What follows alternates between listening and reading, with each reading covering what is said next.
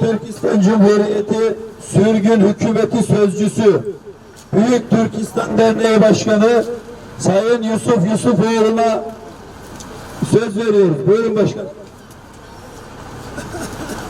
Her zaman, her yerde daima adaleti ve hakkı üstün tutan yiğit Alperen kardeşlerim. Birlikte rahmet, ayrılıkta azap olan yüce İslam dininin mensubu olan mümin kardeşlerim. İman etmedikçe cennete giremezsiniz. Birbirinizi kamil manada sevmedikçe de iman etmiş sayılmazsınız diyen kutlu peygamberin ümmeti olan kardeşlerim. Asırlar boyu dünyanın dört bir yanına adaleti, huzuru, kardeşliği getirmiş büyük Türk milleti. Bugün adalet ve huzur götürme yeri 70 yıldan beri terör devleti Çin işgali tarafından tutulan bizim hepimizin atı yurdu olan Türk milletinin İslam'la şereflendiği topraklar olan Doğu Türkistan'dır. Eğer bir Müslüman Doğu Türkistan'daki bir kardeşimizin vücudundan akan kanı kendi vücudundan 60 yaşına hissetmeden benim Doğu Türkistan'daki analarımın, bacılarımın elinden alınan namus ve iffetleri kendi anasından, kendi bacısından giden bir namus gibi hissetmeden ve görmeden ne Allah'ın kulu ne peygamberin ümmeti olamaz. Çünkü müminler tek vücuttur. Müminler birbirinden mesuldür.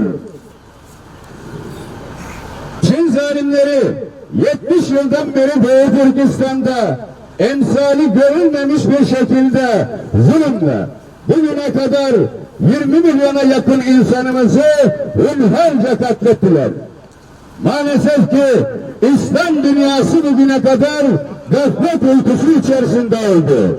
Ey Müslüman, sen Doğu Türkistan'daki kardeşinin, oradaki mazlumların, oradaki günahsız yere katledilen o sabi çocukların sen davasını savunamadan cennete mi gireceğini zannediyorsun?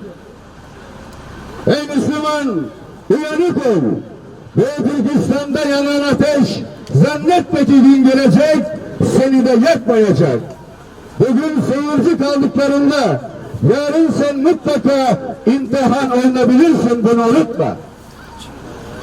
Bakın Doğu Türkistan'da güya son olaylardan bahsedersek Çin eğitim kampı bahanesiyle Çin Nazi kamplarında milyonlarca insanımız tutuluyor.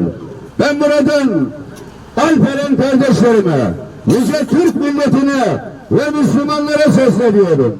Ey büyük Türk milleti, ey Müslümanlar, bir Müslüman Türk'ün Çin'in eğitimine ihtiyacı olabilir mi? Çünkü Müslüman olarak zaten Müslümanlar eğitimidir. Uygur Türkleri Türk milletinin içerisinde medeniyeti, uygarlığı yayan bir toplum olarak Çin'in olmayan medeniyetinin eğitimine mi ihtiyacı var? Bunu iyi düşünmemiz lazım. Orada benim tutulan kardeşlerimin, bacılarımın namus ve iffetleriyle oynanıyor. Babalarının, kardeşlerinin gözleri önünde bacılarıma tecavüz ediliyor. Kadınlarına tecavüz ediliyor. Sosyalleşme bahanesiyle Müslümanların insanlığın en mahrem yeri olan yatak odalarına bir Çinli erkek yerleştiriliyor. Ey Müslüman, sen buna seyirci kalırsan emin ol sen bununla imtihan olunursun. Katil Çin Türkistan'dan defol! Katil Çin Türkistan'dan defol! Katil Çin Türkistan'dan defol! Katil Çin Türkistan'dan defol! Değerli kardeşlerim, eğer biz insansa kardeşlerim de senin gibi düşünen, senin gibi gözyaşı akıtan, senin gibi yaşayan insandır.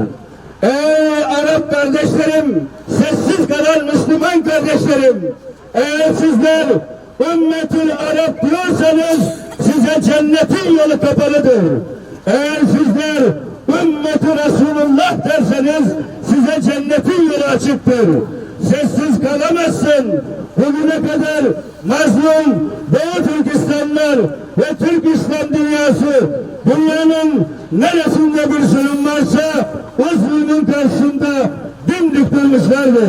Sizler uyanın muzaffer uykusundan. Müslüman uyuma, kardeşine sahip çık. Müslüman uyuma, kardeşine sahip çık. Müslüman uyuma. Aziz Türk milleti ve değerli Müslüman kardeşlerim, Doğu Türkistan'da giden can senin, namus senin, iffet senin. Şu anda sen meydanlara çıkıyorsan esasen kendi şerefini, kendi namusunu, kendi izzetini korumak için meydanlardasın, bunu unutma. Ey siyasiler, ey politikacılar, şunu iyi dinleyin. Hiçbir zaman Doğu Türkistan toprakları şunun Çin topraklarının içerisinde olmamıştır. Benim atam Türk milletinin İslam'la şereflendiği Doğu Türkistan toprakları hiçbir zaman Çin'in toprak bütünlüğü içerisinde olmamıştır. Yaşasın! Osmanlı devrinde Yakup Han Devleti'nin bunu dikkat edin. Doğu Türkistan yaşasın, bağımsız Doğu Türkistan yaşasın, bağımsız Doğu Türkistan. Ey siyasiler, şuraya dikkat edin. Yakup Han Devleti'nin Sultan Abdülaziz Han'a biat etmesiyle ve onun adına para bastırmasıyla ve sultanın adına hutbe okutmasıyla o günden itibaren Doğu Türkistan toprakları Osmanlı topraklardır. Eğer biz Osmanlı davası yapıyorsak, Osmanlı davası yürüten kardeşlerim, orası Osmanlı topraklardır. Tekbir! Allahu Ekber! Tekbir! Allahu Ekber! Tekbir! Allahu Ekber! Ya Allah! Bismillah! Allahu Ekber! Ya Allah! Bismillah! Allahu Ekber! Ya Allah! Bismillah! Allahu Ekber! Cumhuriyete gelirsek eğer 1933 senesinde kurulan Doğu Türkistan İslam Cumhuriyeti'ni ülkemizin kurucusu Büyük Önder Mustafa Kemal Atatürk al bayraktan gök bayrağı selam olsun diyerek o devleti tanımış, 5000 piyade tüfeği ve 200'e yakın eğitimci göndererek Doğu Türkistan'ı daima savunmuş. Bir gün Doğu Türkistan'ın başına herhangi bir şey gelirse mutlaka orayı savunun demiştir, vasiyet etmiştir. Değerli kardeşlerim, bunun için kim ki ben Mustafa Kemal Atatürk'ü seviyorum diyen herkesin, Kemalist kardeşlerimin ve Türkiye'deki bütün büyük önderimiz seven herkesin Ulu Hakan Abdülhamid Han'ın yolundayım. Osmanlı benim atam diyen herkesin davasıdır. Her siyasinin Doğu Türkistan meselesi kendi öz ve öz meselesidir. Doğu Türkistan'sız Türkiye düşünülemez. Türkiye'siz Doğu Türkistan düşünülemez. Bütün Türk milletin nihai hedefi eğer Kızıl Elmaysa, Büyük Turan'sa, eğer Türk İslam ülküsüyse Doğu Türkistan bağımsız olmadan bu hayallerimiz yarıda kalır. Değerli kardeşlerim, haydi hayallerimize doğru koşuyoruz.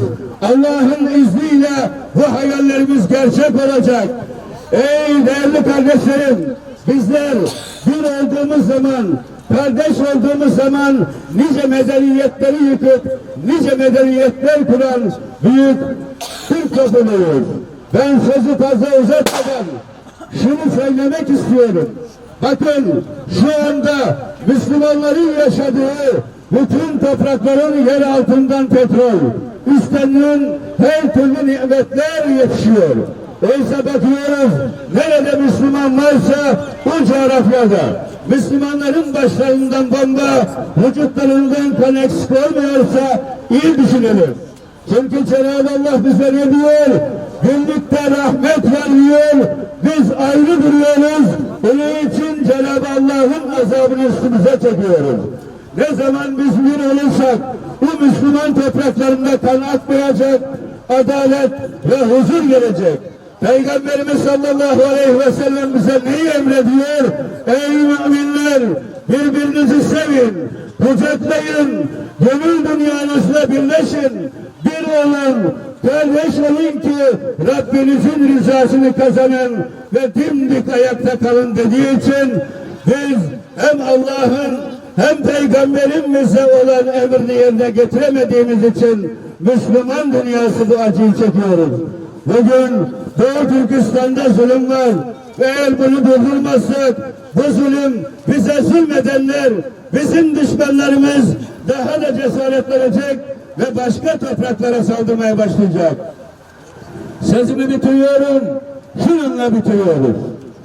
Şincan demişler sana, güzel yurdum Türkistan, sen Şincan olamazsın, Türk'ün yurdu Türkistan. Doğu Türkistan'ı düşündük, gözlerimiz yaşlı bugün. Savunun ey Çinliler, çağladık, coştuk bugün. Fedaisi kalmamış, sanmasın vatanımın, işte can vermeye geldik uğrunda Türkistan'ın. Ey şecaat vermeyi, gözü yaşlı milletim, Çinli zalimlerini titretecek şu heybetin. Elbette bir sinekten, aciz değil kudretin, Allah için bir ol, kardeş ol, elbet bitecek sünnetin. Yiğit Alper'in kardeşlerimizden Allah razı olsun, her adımları için binlerce sevap nasip etsin. Mazlum Doğu Türkistanlı kardeşlerimizin duası daima bu Yiğit Alper'in kardeşlerimizde olacaktır inşallah. Allah sizden de razı olsun.